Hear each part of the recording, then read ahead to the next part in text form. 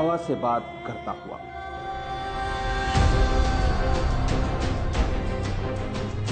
रेत के सीने को चीरता हुआ, बिजली की रफ्तार से कुछ हिंदुस्तानी सपूतों का एक छोटा सा कारनामा तारीख के पन्नों में अपनी जगह बनाने, आंखों में एक अजीम मकसद लिए अरब की जमीन करबला की तरफ रवां। हल मिन नासिरिन यंसुरना। नबी मोहम्मद साहब के नवासे इमाम हुसैन ने जब करबला में इंसानियत से यह सवाल किया, है कोई जो मेरी मदद को आए?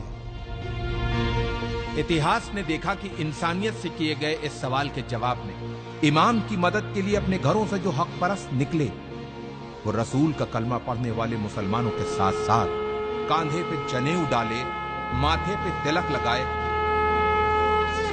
कुछ हिंदुस्तानी ब्राह्मण भी थे। ये वही वीर सपूत हैं जो मदद की शक्ल में हिंदू और मुसलमानों के बीच प्रेम की एक सुनहरी इबारत लिखने करबला जा रहे हैं।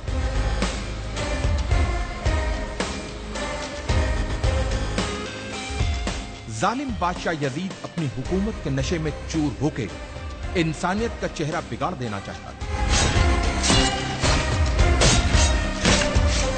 लेकिन उसे यह पता था कि जब तक नबी मोहम्मद साहब के नवासे इमाम हुसैन जिंदा हैं, तब तक वो अपनी मर्जी की नहीं कर सकता। उसके इसी डर ने इमाम हुसैन को उनके परिवार के साथ करबला में घेर के उनसे अपनी हुकूमत के सामने सर झुकाने को कहा। जियो और जीने दो की जिंदा मिसाल पेश करते हुए इमाम हुसैन ने यजीद के सामने एक पेशकश रखी कि अगर तुमको मुझसे कोई खतरा हो तो मुझे रास्ता दे दो ताकि मैं हिंदुस्तान चला जाऊं।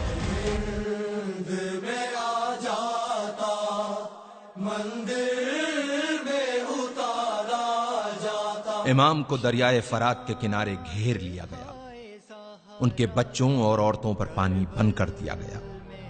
यह सब जुल्म यजीद के खत मिलने के बाद इब्ने जियाद ने इमाम हुसैन पे किए। इमाम की तरफ से भी खत लिखे गए। कहते हैं कि लोग मुसीबत में अपनों को याद करते हैं या फिर मुसीबत में जो साथ दे वही अपना होता। इमाम हुसैन ने अपने बचपन के दोस्त हबीब को खत लिखकर मदद को बुलाया और दूसरा खत करबला से दूर, बहुत दूर भारत के एक हिंदू राजा के नाम लिखा गया। इमाम हुसैन के बेटे अली इब्ने हुसैन ने अपने भाई भारत के राजा समुद्रगुप्त के नाम लिखा था यह खत। सुनने में अटपटा लगने वाले इस रिश्ते का इतिहास गवाह है। लगभग 1400 साल पहले की बात है। ईरान के बादशाह जो पारसी मजहब से थे, उनके दो बेटियां थी, मेहरबानो और शहरबानो। मेहरबानो का विवाह भारत के राजा चंद्रगुप्त से हुआ और रानी का नाम मेहरबानो से बदलकर चंद्रलेखा रखा गया। और कुछ वर्षों बाद चंद्रलेखा की छोटी बहन शहरबानो की शादी इमाम हुसैन से हुई। चंद्रलेखा और चंद्रगुप्त के बेटे समुद्रगुप्त उस समय राजा थे जब उन्हें अपने मौसेरे भाई अली इब्ने हुसैन का पत्र मिला।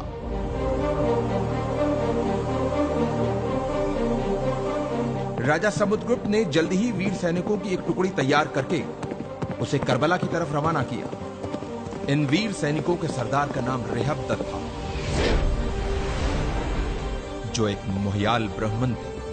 अफसोस, जब रेहबदत अपनी सेना के साथ करबला पहुंचे तो इमाम हुसैन को शहीद किया जा चुका था। यह जान इन ब्राह्मणों का दिल टूट गया और जोश में अपनी तलवारों को अपने गलों पर रख लिया कि जिसकी जान बचाने आए थे, जब वही नहीं बचा तो अब हम जी के क्या करेंगे। लेकिन इमाम के चाहने वाले अरब के वीर योद्धा जनाबे मुख्तार के मना करने पे इन वीर सैनिकों ने अपनी तलवारों को अपने गलों से हटाया और मुख्तार के साथ मिलके खूने इमाम हुसैन का बदला लेने के मकसद से दुश्मनों से एक यादगार युद्ध किया और उन्हें हिंदुस्तानी तलवार के जौहर दिखाए। इन वीर सैनिकों ने करबला में जहां पड़ाव डाला था, उस जगह को हिंदिया कहते हैं, जो जगह आज भी उसी नाम से मौजूद है। इन ब्राह्मणों में से कुछ करबला में वीर गति को प्राप्त हुए, कुछ वहीं बस गए और कुछ अपने देश भारत चले आए। इतिहास इन वीर ब्राह्मणों को हुसैनी ब्राह्मण के नाम से जानता है।